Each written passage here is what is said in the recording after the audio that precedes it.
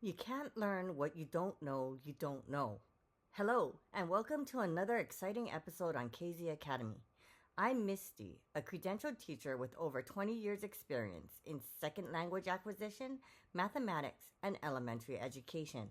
Through teaching, coaching, and tutoring, I've dedicated my career to helping students, parents, and educators understand the science behind how we learn.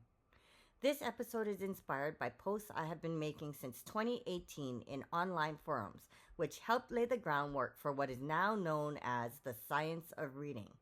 Many of the key ideas that Emily Hanford later presented as her research were already being discussed and shared by me in these forums before she brought them to a wider audience. It's gratifying to see the techniques I've been refining for over 20 years are now being embraced across America. Her voice played a crucial role in raising awareness and bringing these ideas into the mainstream. Today's episode is about the important lesson I learned while teaching my own children. You can't learn what you don't know you don't know. It might sound a little odd, but think about it. It's not just a tongue twister. It's a statement that clearly explains why learning can be difficult and why good teaching is essential. The unlabeled toolbox. There's a popular saying, ignorance is bliss. It sounds comforting and sometimes it even feels true. But in education, that mindset can sabotage progress. I'll dig deeper into this idea in a future episode, but here's the main idea. Ignorance is bliss until a student is expected to do something and suddenly realizes they don't have the skill, knowledge, or experience to do it. At that point, confidence crumbles fast when they're missing a critical piece no one ever taught them, explained to them, or gave them a chance to practice. If you don't know something is missing, you won't go looking for it. You can't fix a gap you don't even know exists. That's what makes ignorance so dangerous in education. It's like being handed a toolbox and being told to build a bridge, but no one tells you what the bridge is supposed to look like, what each tool is used for, or that you're missing half of the materials. You might start tinkering, trying to piece things together, but without knowing what you don't know, real progress is nearly impossible. This is the challenge many learners face, especially in foundational subjects like reading, writing, and math. They're not avoiding learning. They're stuck, trying to build something complex without knowing what tools they need or even what the final structure should be. They're not lazy. They're lost. They can't move forward until someone who knows how to build bridges steps in. Why students need a guide. Learning isn't about just handing someone a toolbox and a pile of raw materials. It's not about trial and error, hoping that they'll figure it out on their own, because without guidance, that process could take a lifetime. Learning is about showing students how to build with the tools. Academic subjects like reading, writing, and math aren't just isolated facts. They're complex structures, each layer building on the one before it. You can't construct a functional bridge by randomly throwing materials together, and you certainly can't learn effectively without knowing how the pieces fit together.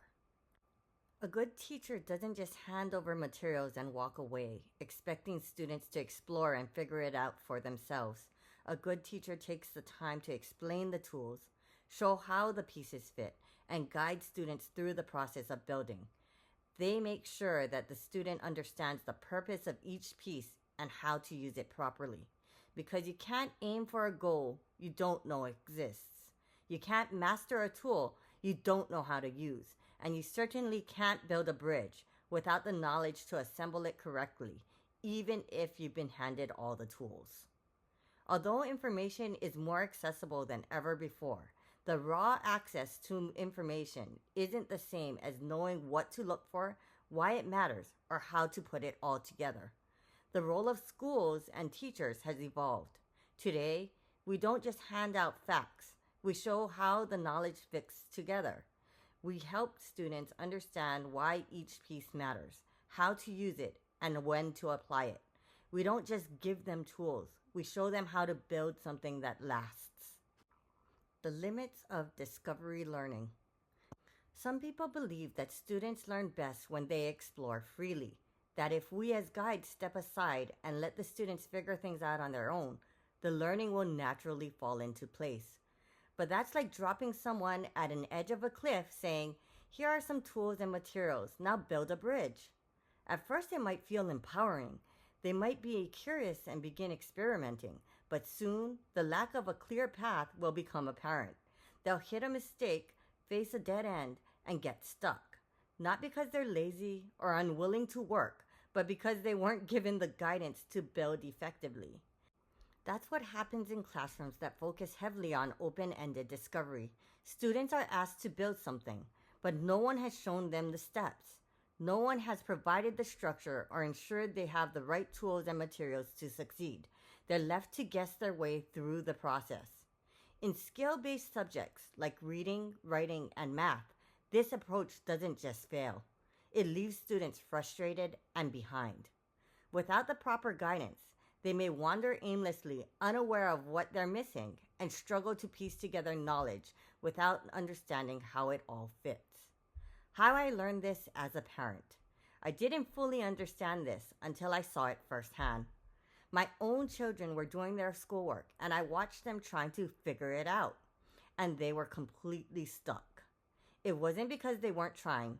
It wasn't laziness. It wasn't defiance. It wasn't even about motivation. It was simply that they were missing something they didn't even know they were supposed to have. They didn't know what they didn't know. And I remember saying those exact words out loud, almost in frustration, but also in realization. You can't learn what you don't know. That moment hit me hard. They weren't failing because they weren't trying. They were failing because no one had ever shown them what to do or how to do it. I realized that they were failing to learn because they hadn't been taught. They were trying to build a bridge with unlabeled tools and no clue where to start. Once I stepped in and explained the basics, labeling the tools, walking through how to use them for tasks, they began to move forward in their assignment. They started to get it. One small success led to another. They completed their assignment. That's when I realized that this is not just my kids. It's a problem so many students face today. We as facilitators can't just hand out raw materials and tools. Without guidance, context, and understanding, students can't build anything. We need to show how the tools are used and connect lessons to build understanding. That is how students build towards something meaningful. What real teaching looks like.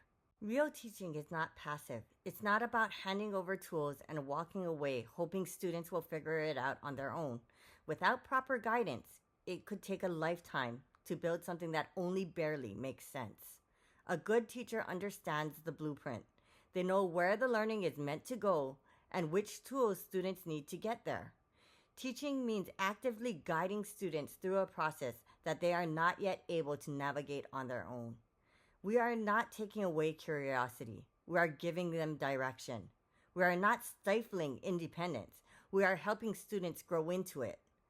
The students still do the building, but when a teacher provides guidance, they begin with purpose.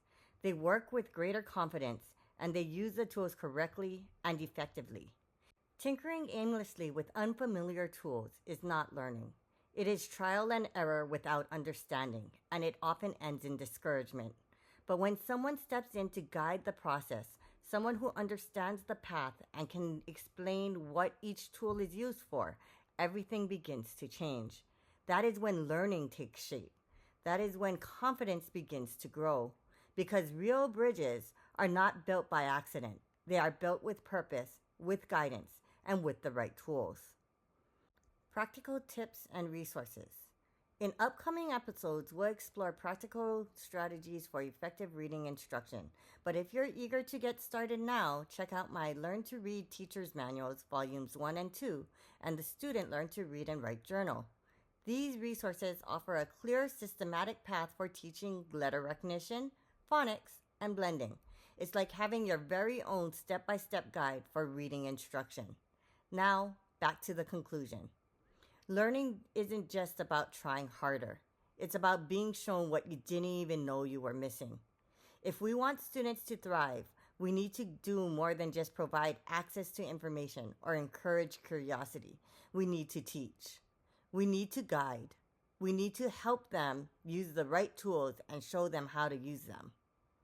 Because you can't learn what you don't know, And a functional bridge isn't built by accident. It is built with knowledge, planning, and skilled hands. Thanks for watching. In the next episode, we'll take a closer look at the idea ignorance is bliss. For now, let's remember that learning doesn't happen by chance. It happens with purpose, direction, and a guide who knows the way. Let's help students build bridges that will carry them forward. Let's help them build something that lasts.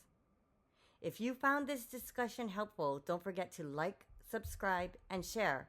And as always, keep learning, keep questioning, and keep exploring the fascinating world of education.